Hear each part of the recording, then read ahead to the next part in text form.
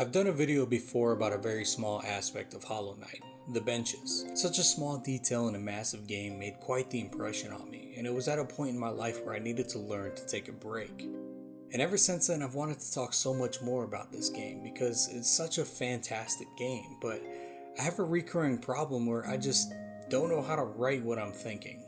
There are so many things to praise in this game: the crisp and challenging gameplay, the compelling and cryptic story, and the art and animation to make you just want to sit there and stare at the design. In this hot pot of gumbo, there lies the star to the show, bringing everything together like a roux into a masterpiece: the music.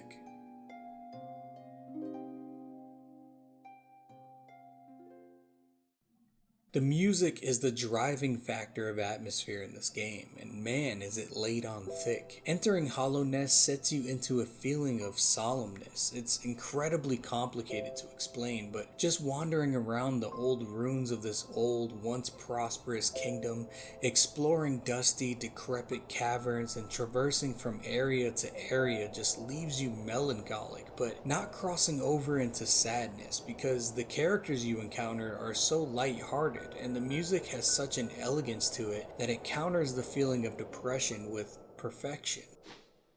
Crossroads is the first section of the game where you're thrown into this tale of wonder and mystery, and right away the music is what greets you. It's an eerie level, a slow and stringy melody with a distant harp that's peppered over ghastly winds of abandonment. It does nothing but drive you forward, urging you to discover.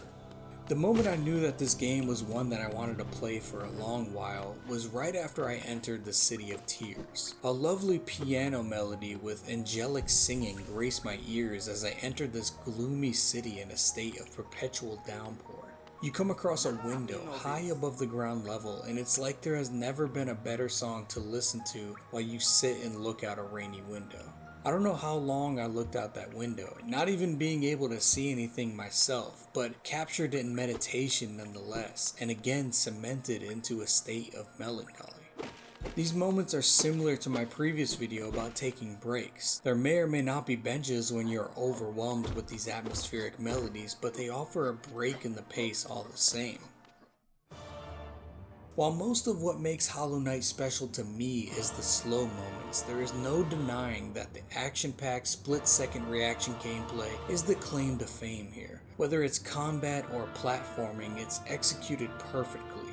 And of course it is paired beautifully with music as well. From the zigzaggy Mantis Lords offering a rhythm to the seemingly random actions of the three lords, giving you an idea of the pace of the battle, to, well,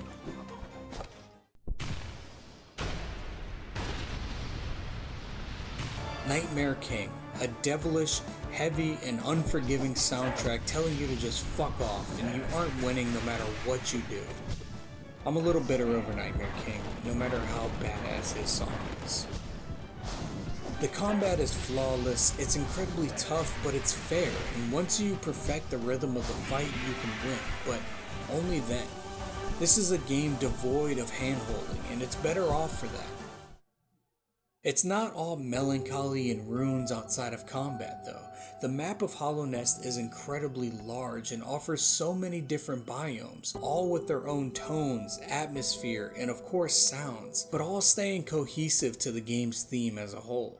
Everything from green path to fungal waste to the hive to deep nest and more. A wide variety of pleasant and full of life areas to exactly the opposite. The soundtrack to this game was made by Christopher Larkin, and though I have no background or knowledge at all of music composition, the man must be a magician. He made such a great soundtrack to this game, and I couldn't imagine playing it or becoming attached to it as much as I have if it wasn't for the music accompanying me. For a game about cute little bugs, well, mostly cute, Hollow Knight offers a surprising atmosphere and depth for a game that most people recommend to you as a Metroidvania style platformer. And I'm not a giant fan of either genre, but I can see why people advertise it as such. It excels at it, and it's what it is on paper. But for me, this game is about the atmosphere and the mood that puts me in. A calmness, a meditation. Not happy, not sad, just aware and appreciative. until I have to fight the Nightmare King.